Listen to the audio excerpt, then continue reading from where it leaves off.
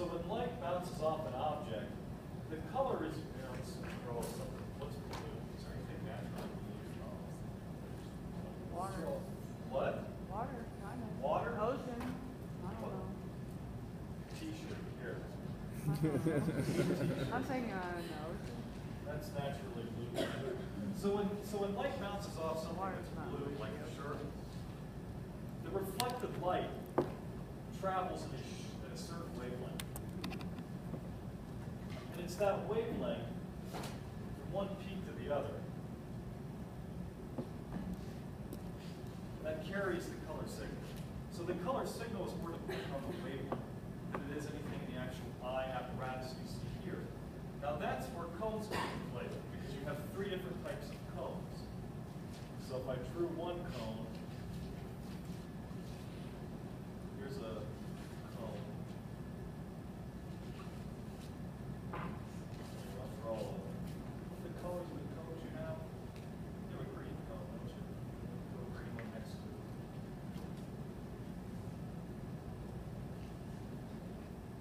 No, this one's not as nice.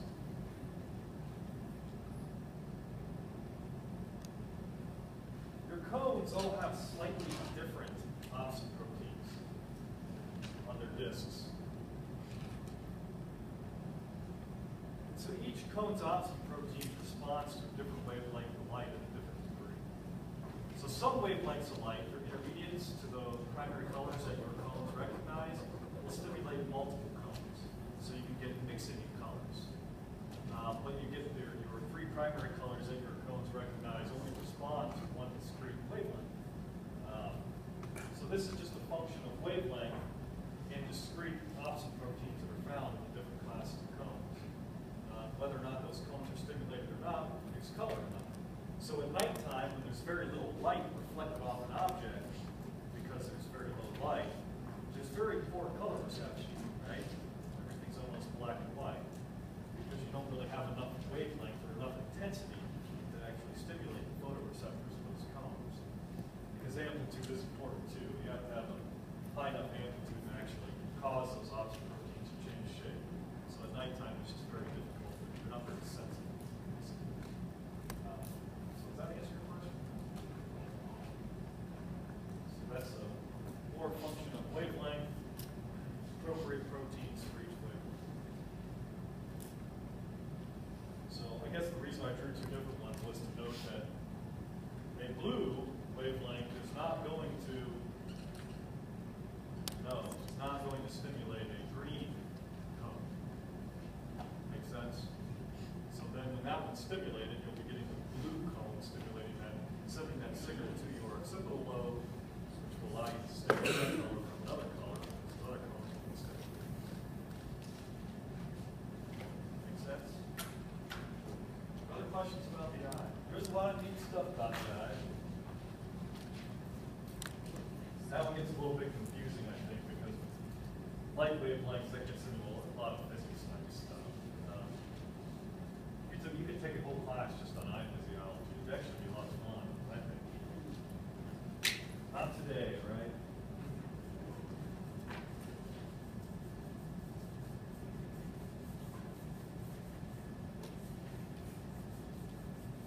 Okay.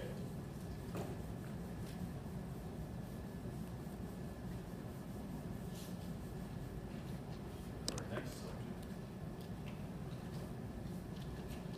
What are we going to do? Talk about the ear. Well, let's intro the ear. The ear.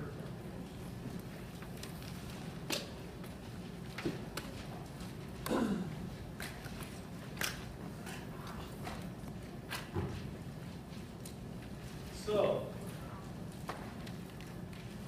if the eyeball was responsible for gathering light waves and converting those light waves into a chemical signal, as you saw, the chemical signal basically being the release or not of movement, what do you think the ear does?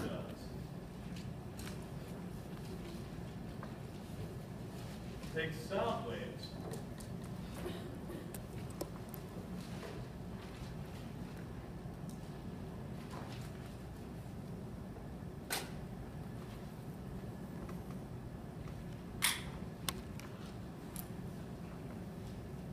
again, that's a little bit more complicated thing. What is a sound wave? A sound wave is just a venture of the air, right? Pretty much it's a wave moving through the air. Think of it as like a vibration through water. It's just that you can't see the air really move. So sound waves are just created through basically objects rubbing together and creating, what would you call it? Displacement of the air in a wave-like pattern. And sound waves are just like light waves in that they move like sound waves. Have a frequency and amplitude, just like a light wave. So obviously the amplitude of the wave is going to give you loud versus soft. Whereas the frequency or the wavelength of the sound wave is going to give you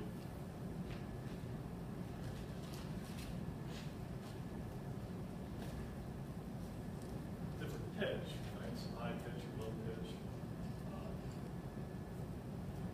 bass versus treble type thing.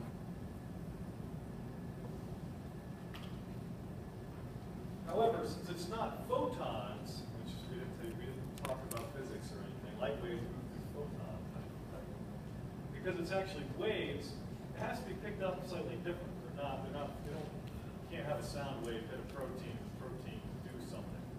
It's a little bit more complicated of a process, I think. I think hearing's a lot more difficult to grasp.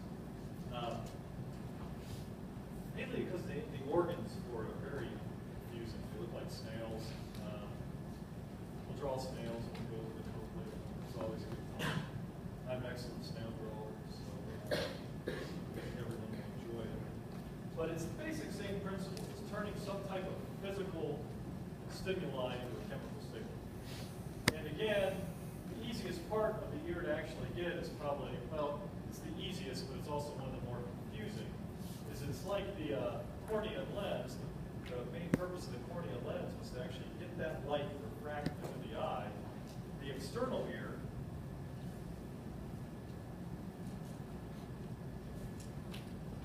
functions as that sound gathering device. So there's three parts of the ear that we'll go over to figure out how the ear works.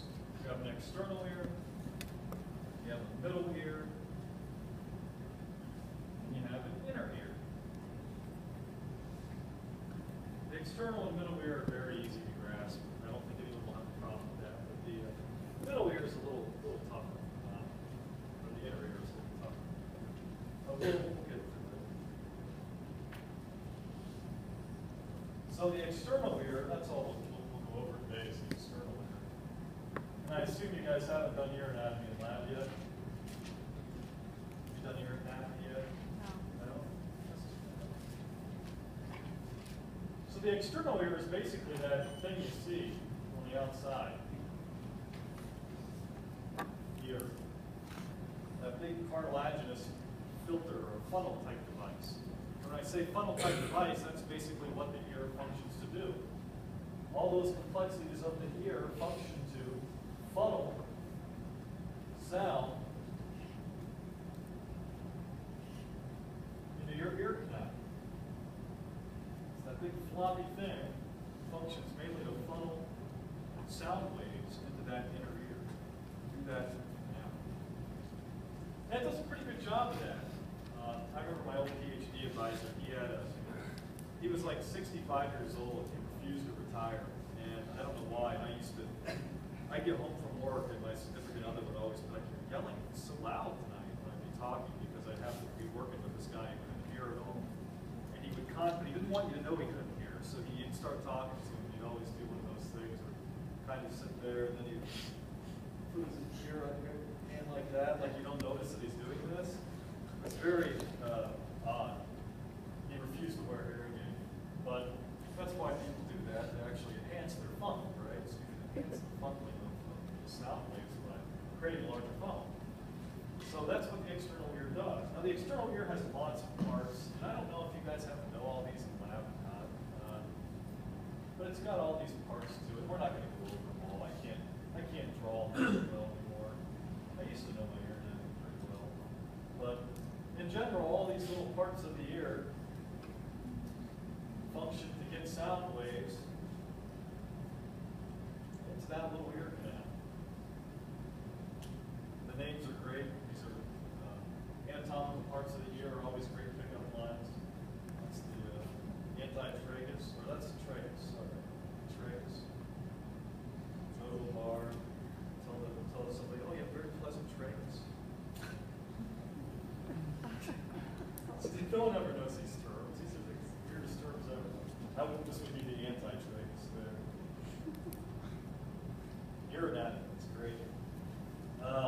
Obviously, some people have nice fixed lobes or connected lobes, and some people have connected lobes.